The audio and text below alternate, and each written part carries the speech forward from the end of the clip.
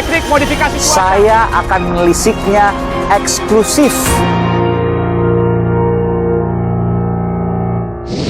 Saudara, di tengah pandemi ada hal yang bisa jadi lebih berbahaya dari pandemi COVID-19 itu sendiri, yakni adalah infodemi atau banjirnya informasi.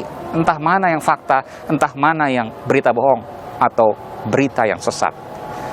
Saudara, berikut saya kumpulkan informasi untuk kemanfaatan kita bersama.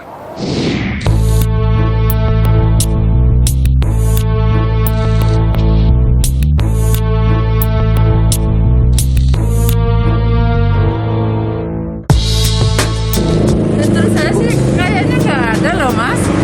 Ada, saya dulu mengalami di Bang.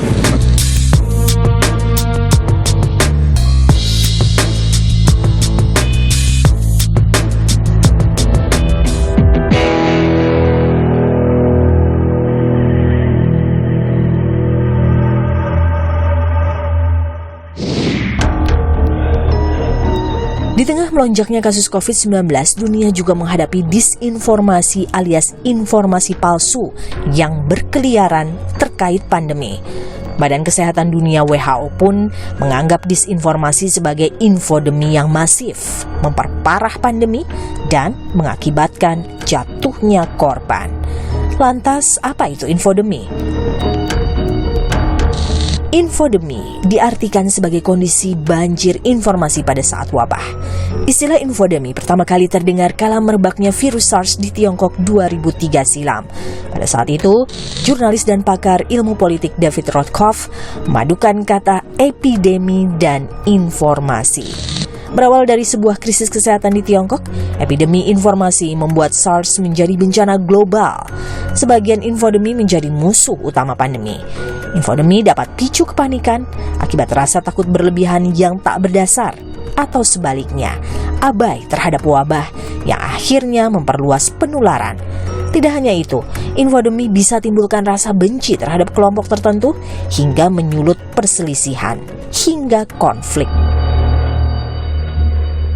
Oke. Dan memang kalau kita rata-rata ya per hari begitu ya, dari tahun lalu sampai sekarang, itu jumlah hoax-nya yang baru muncul setiap hari itu sekitar 4-5 hoax baru per hari. Tetapi memang intensitasnya semakin menguat karena jadi hoax itu seperti benalu, Mas. Jadi semakin pohonnya rindang, benalunya semakin banyak. Nah, ini kan informasi tentang gencar-gencarnya, ayo kita protokol kesehatan, ayo kita vaksinasi, ayo kita melakukan kegiatan-kegiatan yang terkait dengan penanganan COVID.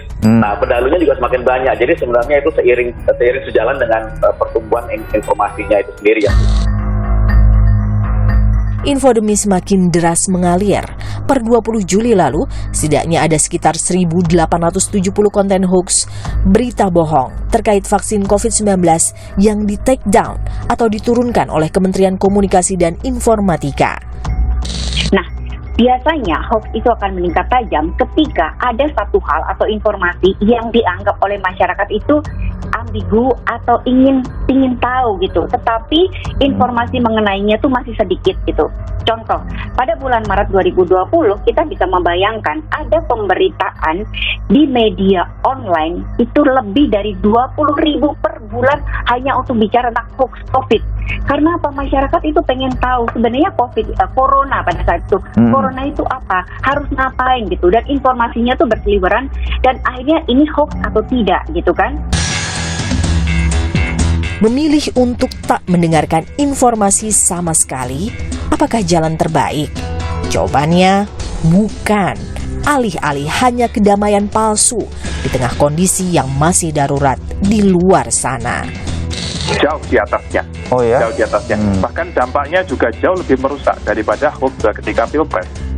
Jadi kalau dalam catatan kami, misalnya dari 30 artikel yang kami lakukan penelitian, itu hoax itu bisa beredar 10 kali lebih masif daripada klarifikasinya. Kuncinya, saring informasi, bukan abai sama sekali. Ada jalan terang menuju ke sini.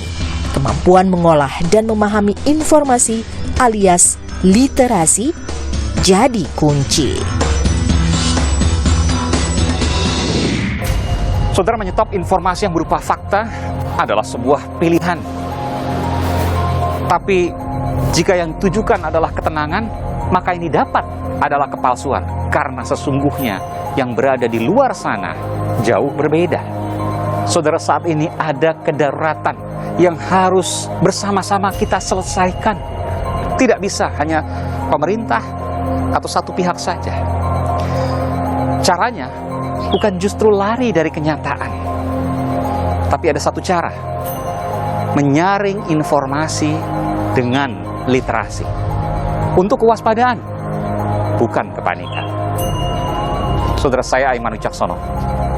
Salam.